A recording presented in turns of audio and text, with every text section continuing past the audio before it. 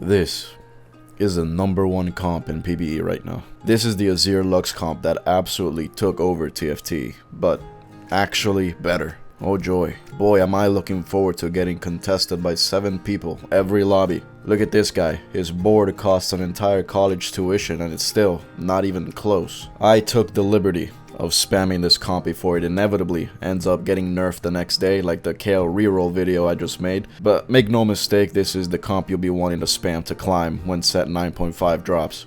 Towards the end of the video, I'll show you the absolute highest caps for these comps. That's right, plural, because there are several. The first thing we have to talk about with this comp is what's changed about it. Lux Azir was a pretty sick comp with a very strong front line and 2 very strong main carries. You had Lux nuking the front line. Jarvan would practice social distancing by putting the enemy team 6 feet in the dirt. Azir uses the deadliest weapons in his arsenal, which in this case just happened to be sand, and it just destroys the enemy team. Nasus is Susan spelled backwards. This comp is perfect. And then you had Teemo in the back, to hand out snacks, some PB&Js. His job was to make sure everybody else is nice and hydrated in between the rounds. Perfect synergy. Now, the comp looks a little different. With Lux gone, that secondary carry has to be replaced, and that's where these new comps come in. Set 9.5 introduces us to Silco. Silco is a 4-cost sorcerer that uses chemical warfare.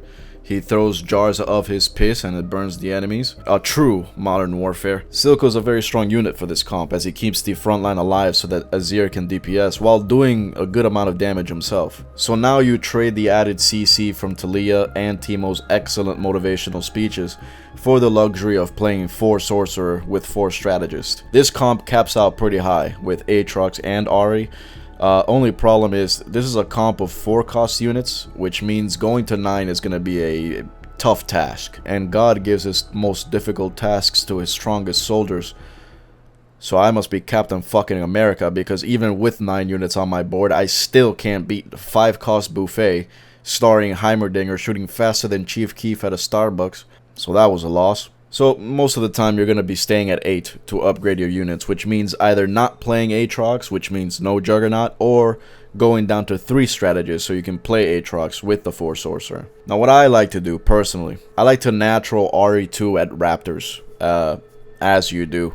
That should make you cap out pretty high, I think. Now there's also the idea of playing Warwick for Zaun and Juggernaut. Now here's the thing, the only mod that's worth playing Warwick for is Virulent.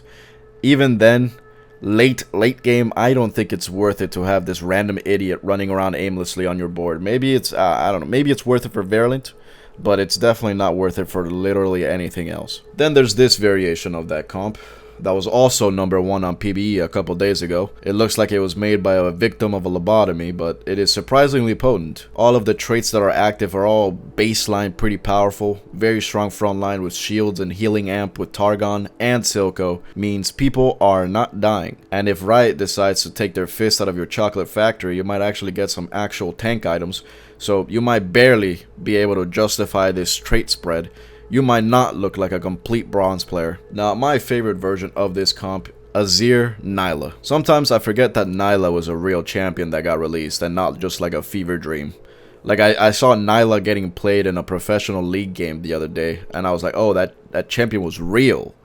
So anyway, for this comp, you take this windshield wiper, give her 3 strategists, and watch her do God's work. You trade out Swain and Taric for Nautilus and Sejuani. If God needed a frontline, I promise you this would be it. Strategist is good for Nyla because the AP, every time she casts, makes her shields actually pretty big. And she casts a lot, so she gets a lot of value out of the AP. Plus, you put Ashe in for Freljord and Vanquisher, she's going to be melting people. On top of being able to splash bilge water in there as well to take down the tanks. This comp is pretty sick. Nyla basically plays the role of Urgot, except better, honestly. This comp is so strong it can even beat 3-star Mordekaiser.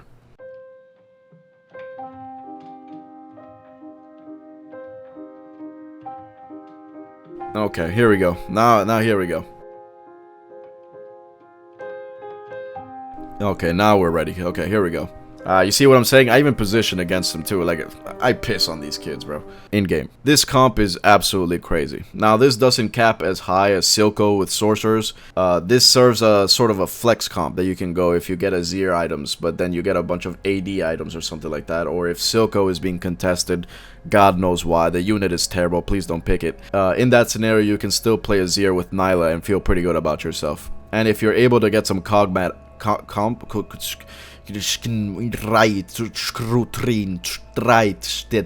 if you're able to get some combat augments, this becomes even better. Now, I promised you guys I would show the highest caps for these comps, so let's start with the lobotomy comp. Like I said, these are all just different ways of playing Strategist Azir, so this comp is kind of wacky, but hey, it beats 6 Slayers.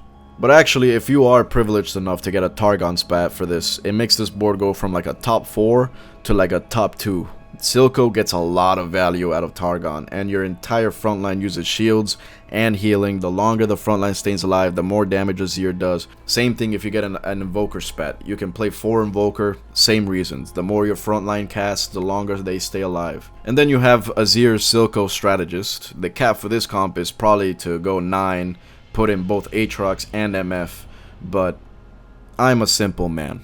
I like shiny things. But even without something like this, I think this comp at level 9, 4 Strategist, 4 Sorcerer, Ahri with decent items, I think this is easily a top 2 comp on its own. As for the Windshield Wiper comp, I think of this one like Challengers with Kai'Sa and Yasuo. It's not a top 2 comp unless you high roll, but you play it for tempo and your high end is to play for 3-star forecast to win out.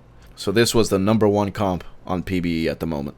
Anyway, peace.